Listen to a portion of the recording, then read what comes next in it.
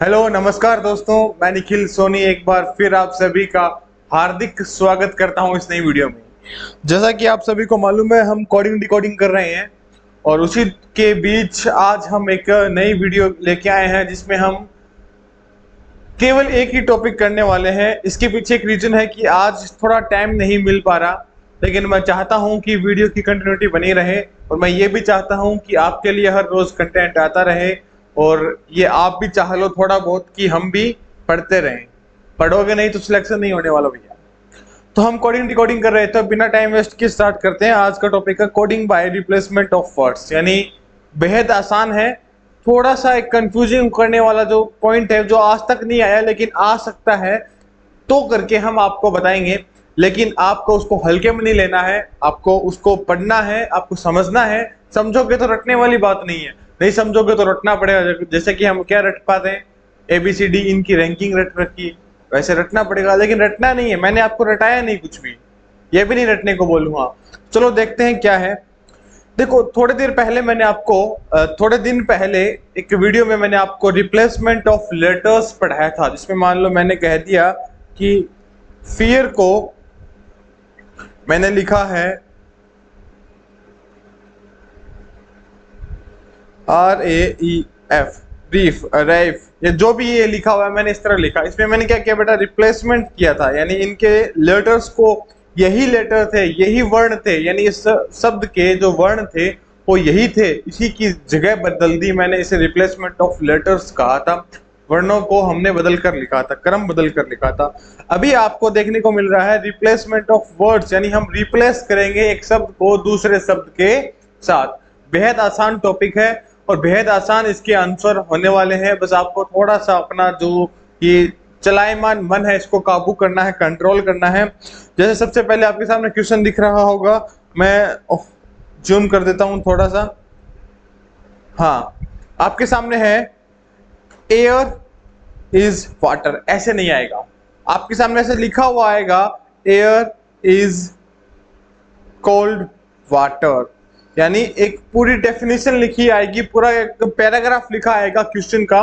उसके अंदर से आपको उसको इस तरह से छांट कर, यानी समझ कर कि किसको क्या कहा गया, किसको क्या कहा गया, ऐसा लिखना है। मैं आपको थोड़ी देर बाद बताऊंगा कैसे क्वेश्चन आएगा, लेकिन आपको इस तरह लिखना है, ठीक है। यानी सिंपल सा इन शॉर्ट आपको ये पता लग जाएगा कि एयर को वाटर कहते हैं, वाटर को फायर कहते हैं, फायर को सन कहते हैं, सन को स्टार कहते हैं, स्टार को स्काई कहते हैं, स्काई को अर्थ कहते हैं। यानी जहां पर भी पूछ ले स्काई क्या है, तो आपको ये नहीं कहना कि स्काई स्काई है, स्काई क्या है, अर्थ है। या कोई क्वेश्चन पूछ ले कि इनमें से ब्लू क्या है, तो इसमें सर ब्लू क्या हो सकता है, सर वाटर हो सकता है, स्काई हो सकता है, ये तो चलो कंफ्यूजिंग हो गया। या फिर हम पूछ ले कि पक्षी कहाँ उड़ते हैं, तो आप क्या कहोगे, सर स्काई। नहीं बेटा, अब वो आपका आंसर गलत हो गया। जो बर्ड्स है वो कहाँ फ्लाई करते हैं, पक्षी कहाँ उड़ते हैं बेटा, उड़ते तो स्काई है, बादल ही है, लेकिन बादल को क्या कहते हैं, अर्थ। तो इस तरह से आपको समझना है। क्वेश्चन आपके नीचे दिया गया, आप देख पा रहे होंगे। क्वेश्चन आपके सामने है कि where does the fish live, यानी जो मछली है वो कहाँ रहती है। एयर हवा में, पानी में, फायर आग में, सन। सर एक बच्चा बोल रहा है, कमेंट कर रहा है कि सर हिंदी में पढ़ाओ। देखो दोस्तों, ये जो क्वेश्चन है ये हिंदी में नहीं आने वाला। हो सकता है इसकी लैंग्वेज हिंदी में हो, यानी एयर को वो एयर लिख दे, हो सकता है हवा लिख दे, लेकिन मोस्ट ऑफ टाइम ये आपको कैसे मिलेगा, इंग्लिश में मिलेगा, ठीक है। कोई कई जगह कैसे, ये तो केवल क्या है, मीनिंग है इनके। कई कई जगह क्या हो सकते हैं, देश के नाम भी हो सकते हैं। तो आप हिंदी इंग्लिश से ना जूझे, जो है उसको देखें। क्वेश्चन का आंसर होने वाला था वाटर। आपने सारे बच्चों ने कमेंट किया, सारे मेरे दोस्तों ने कमेंट किया सर वाटर है। देखो वाटर नहीं है, वाटर को क्या कहते हैं, फायर। तो इसका आंसर क्या है, वाटर गलत है। आंसर क्या है इसका दोस्तों, फायर। आगे बात समझ में, आई होप ये टाइप आपके समझ में आ गया। अगला क्वेश्चन देखिए। जकार्ता को दिल्ली कहते हैं, दिल्ली को Japan, Japan Denmark, Denmark Russia, Russia Copenhagen, Copenhagen Bangladesh. Capital of Denmark. अब बेटा यहाँ पे समस्या इतनी सी आ गई कि आप ये क्वेश्चन केवल तभी गलत कर सकते हैं दोस्तों कि जब आपको जीके नहीं आता, यानी ये कैपिटल कंट्रीज याद नहीं है, तब जाके आप ये क्वेश्चन गलत कर सकते हैं।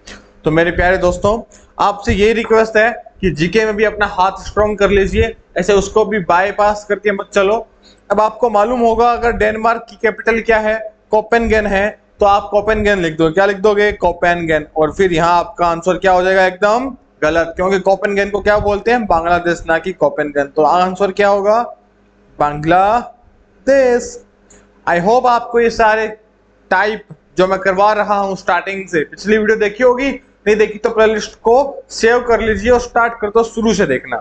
सारे टाइप हम कवर कर रहे हैं, हम प्रैक्टिस नहीं कर रहे हैं अभी तक, केवल हम टाइप को समझ रहे हैं, किस टाइप के क्वेश्चन हमारे सामने देखने को मिल सकते हैं। और कंप्लीट टाइप, किसी भी एग्जाम को टारगेट करके नहीं है।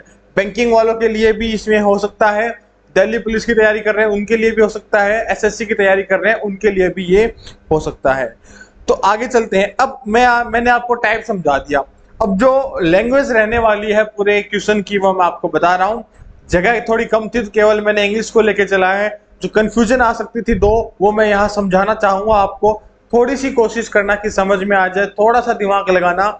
कि एक तो होगा air is cold sun, sun is cold star, star is cold water. आई बात समझ? Star is cold water. तो यहां पे आपको पूछेगा, क्वेश्चन पूछेगा एक, लेकिन अभी मैं आपको केवल समझा रहा हूं कि लैंग्वेज क्या है।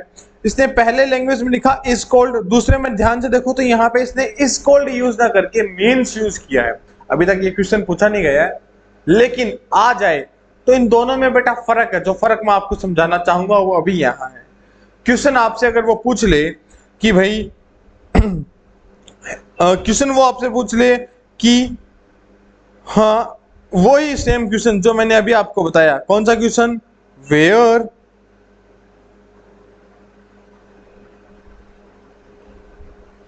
Does the fish live. Same question है, केवल लैंग्वेज चेंज हुई है। क्या आंसर भी चेंज होंगे? मैं चाहता हूं आप सभी बच्चे कमेंट करें, सभी मेरे प्यारे दोस्त कमेंट करें और मुझे बताएं कि क्या दोनों क्वेश्चन में, अगर मान लेते हैं क्वेश्चन 1 है, क्वेश्चन 2 है, ये 1 है और ये 2 है। मैंने इसके कलर को अलग अलग तरह से लिखा हुआ है, हो सकता है आपकी समझ में आ जाए। ये मैंने पूरी लैंग्वेज ऊपर लिखी है, नीचे ये है। क्वेश्चन ये बन गया आपका कि where does the fish live, यानी हिंदी मीडियम वालों के लिए कि मछली कहाँ रहती है। और मैं आपको बता दूं, हवा को सूर्य कहते हैं, सूर्य को तारा कहते हैं, तारे को पानी कहते हैं, पानी को आग कहते हैं। और ये इधर इसका मीनिंग बदल गया। इसका मीनिंग कैसे बदला? जैसे आप देख सकते हैं यहां पे लिखा हुआ है हवा को सूर्य कहते हैं, हवा को सूर्य कहते हैं। यहां पे है हवा का मतलब, हवा का अर्थ सूर्य है, यानी हवा का अर्थ सूर्य है। अब आप थोड़ा सा नीचे आए और आपका जो भी कंफ्यूजन है वो मैं क्लियर करता हूं। जैसे कि सर इसमें एक जैसा ही लग रहा है, लग रहा एक जैसा। अब देखो दोनों के क्वेश्चन अगर मैं आंसर पूछूं तो इसका जो आंसर होगा वाटर इज कोल्ड फायर और वाटर मीन्स फायर। तो समझो, अगर वाटर का मतलब पूछे तो फायर है, और वाटर को क्या कहते हैं? वाटर को फायर कहते हैं। थोड़ा सा फर्क क्या है? इसमें आंसर आएगा फायर, यानी अगर हम इससे पूछें भैया आंसर क्या है तो ये बोलेगा सर फायर, यानी मछली कहाँ रहती है? आग में, यानी इसके अकॉर्डिंग। वैसे तो इनसेंसिबल बात है, ये कैसे हो सकता है? नॉनसेंस जैसी बातें कर रहे हैं। और यहाँ आंसर क्या आएगा बेटा? यहाँ आंसर आएगा स्टार। अब कंफ्यूज क्या नहीं होना कि यहाँ पे इसको स्टार को वाटर कहते हैं, लेकिन यहाँ पे वाटर क्या है? स्टार है। स्टार मीन्स वाटर, स्टार का मतलब है पानी, स्टार का मतलब पानी। तो पानी क्या है? स्टार। पानी क्या है? स्टार। आई होप आपको ये बात समझ में आ गई होगी। छोटी सी बात थी, यानी जब मीन्स आ जाए तो पीछे वाला लेके चलना है, और कोल्ड आ जाए तो आगे वाले को हम कंसीडर करेंगे। आई होप आपकी ये बात क्लियर हुई होगी। तो आज की वीडियो में केवल इतना ही, मिलते हैं अगली वीडियो में। तब तक के लिए आपको अलविदा कहना चाहूंगा। धन्यवाद दोस्तों।